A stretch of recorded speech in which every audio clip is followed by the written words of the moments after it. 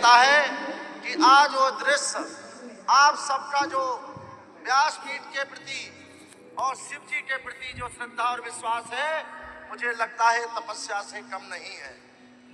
आपकी जो उदारता है, आपको ना कुछ चाहिए, आपको केवल व्यासपीठ से निकले हुए शब्द और वाणी चाहिए। और निश्चित इस तीर्थराज प्रयाग में गंगा और जमुना और सरस्वती के रूप में जिस तरह से व्यासपीठ अपने जीवन के वाणी के रूप में गोता लगवाती है, वही हमारे जीवन का सबसे अमूल्य समय है। हम लोग सौभाग्यशाली हैं और प्रयागराज तो परम सौभाग्यशाली है।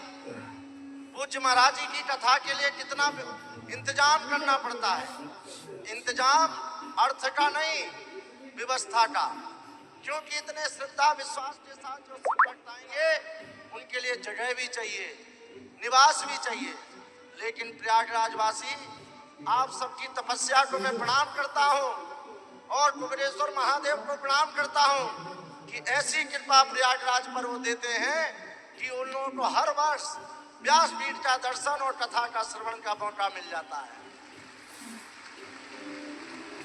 और मैं आभारी हूँ पूज्य व्यास जी का कि जिन्होंने हमारे इस घाट चौक के प्रेम को, घाट चौक के संतों को और इस पूरे मेला के कल्पवासियों को अपना उदार और प्रेम प्रतिवर्ष आकर हम सब लोगों पे बरसा जाते हैं।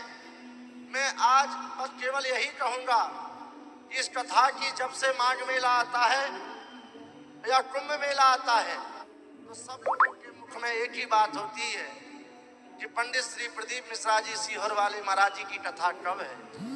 और मैं कहना चाहता हूँ कि वो कब का इंतजार खत्म हुआ।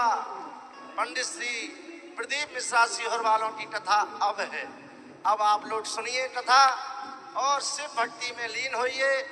और जैसे हमारे आशीष जी ने बताया कि कथा केवल भक्ति नहीं है, कथा की श्रवणता से हमें पूरे विश्व में, चाहे वो पर्यावरण हो, चाहे प्लास्टिक मुक्त भारत हो, चाहे बहती हुई नदियों के जल का संरक्षण हो, चाहे मानवता में एकता हो, ये सब हमें व्यासपीठ से सीखने को मिलता है। क्योंकि शिव जी ने किसी को दूर नहीं किया, सबका स्वीकार किया।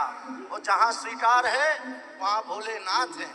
हमें भोलेनाथ की भक्ति में, चाहे वो बेलपत्र हो, चाहे नाग देवता हो, चाहे भूत हो, चाहे पिशाच हो, हम लोग तो उसके बराती हैं जिसमें सभी लोग आते हैं। और ऐसे हमारे भोलेनाथ हैं। तो इन भोलेनाथ की नगरी में हमें इस भारत को ऐसा दे के जाना है भविष्य के लिए कि लोग कहेंगे कि मेरी पीढ़ियों ने भी हमारे भारत को सुंदर बनाया था। हमें स्वदेशी की बात करना है, हमें स्वदेशी पे काम करना है।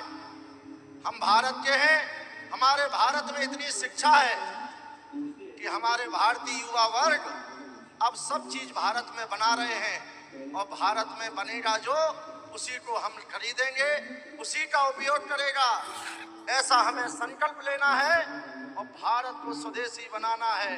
विदेशी ताकतों को यहाँ से मिटा के बाहर कर देना है। आइए हम सब लोग इस पावन शिव पुराण की गंगा में स्नान करें और पुनः व्यासपीठ को प्रणाम, आप सबको भी प्रणाम। और 5 दिन जो हम लोगों को पंच परमेश्वर, पंच देवता की जो आराधना मिलेगी, निश्चित हमारा जीवन धन्य होगा। पुनः सबको श्री शिवाय नमस्तुभ्यम।